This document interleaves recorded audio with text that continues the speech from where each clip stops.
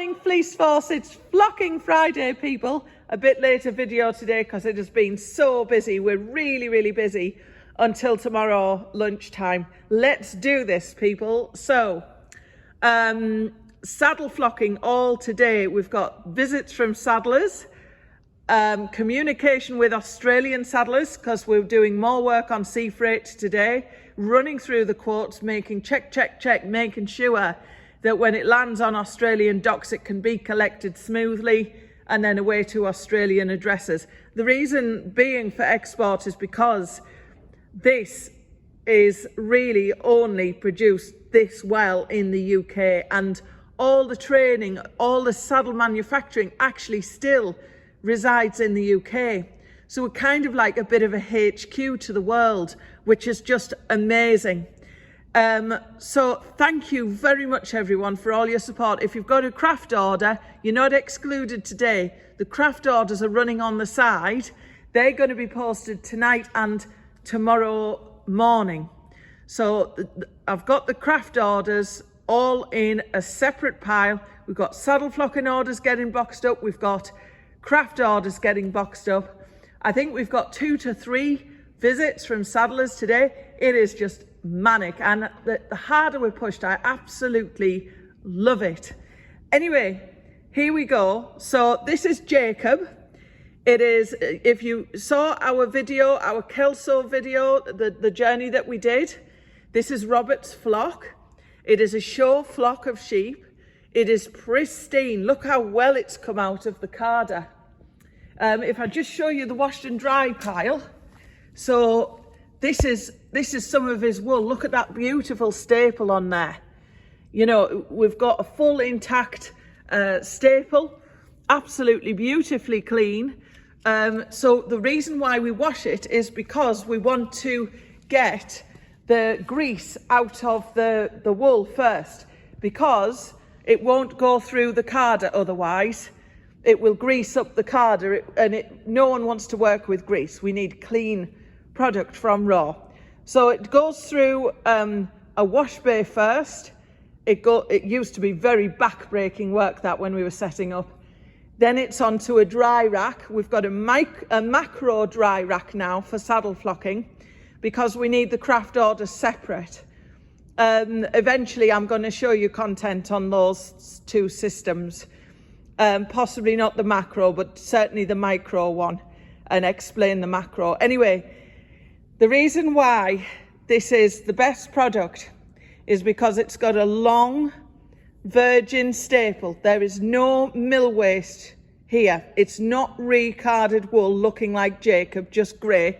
Look at the lovely tones in it.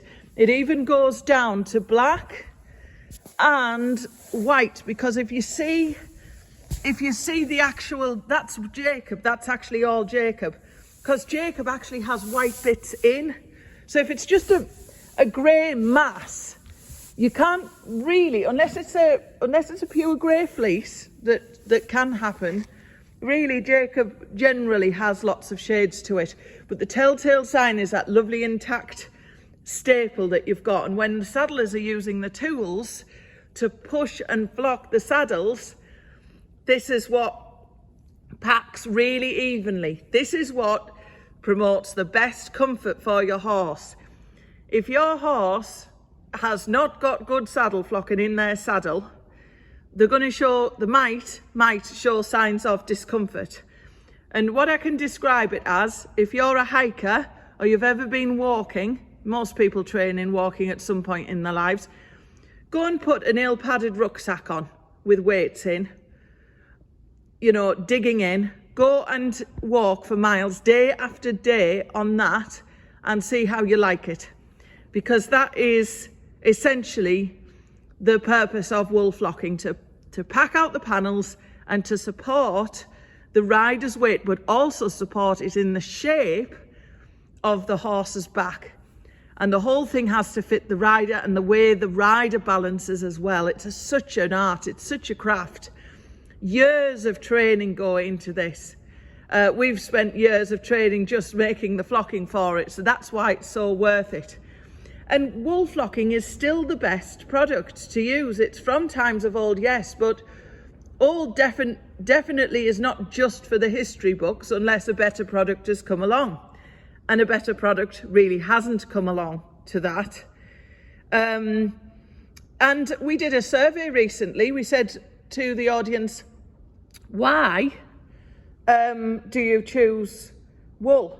Why do you want to choose wool? Why do you want wool in your life? Even if you haven't got it in your life yet, why would you choose it? And overwhelmingly, the vote was that the audience did not want synthetic just overtaking everything. They would rather move to a natural product. Once this is used, okay, might be fluffed up and reused, it might be very good. But if it's tired, it could go into craft, could easily go into craft. It could peg loom really well for carded looms if it was transferred over to the craft side. If it's tired, if it's rubbish, it can just throw it onto the soil. You can wrap it around your bedding plants and the soil will keep its moisture levels right. It prevents it from flooding because wool is like a sponge and it protects from weeds. So that is the number one reason. But I did a video just the other day about why we all do this. Why do saddle fitters produce? Why do we produce wool? Why do we even farm? Why do I and Robert farm? Why do some of the saddle fitters farm? Saddlers actually farm as well. They farm sheep. Number one reason is we care for animal welfare and we empower people as well. So the animal welfare actually goes right from the sheep, because if these sheep aren't shorn, they will get maggots, they'll get fly strike, they'll overheat potentially, or they'll get scurfy skin conditions. And that shearing is the best check to make sure they haven't got fly strike, that the body temperature is good in the summer months, and then they can grow their fleece back healthily to have a good winter ahead in warm under that fully grown fleece by winter months. The sheepdogs, well, the number one cruelty case really for sheepdogs is them not having enough to do at all. And these herding breeds need work, they need stimulus. So having sheep flocks around with a purpose to get these sheepdogs moving is great for their welfare. And of course, I've just explained the horse welfare is absolutely essential. No matter what the value of your saddle is, no matter how much you ride, if you put a saddle on your horse's back, and every single horse from a beach donkey, from a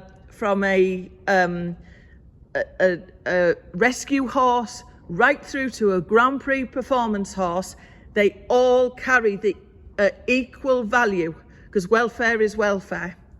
So we've got to ensure that horses are comfortable.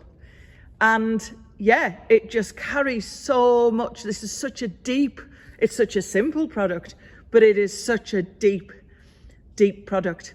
Anyway, thanks for listening. We'd better crack on and get these boxes out.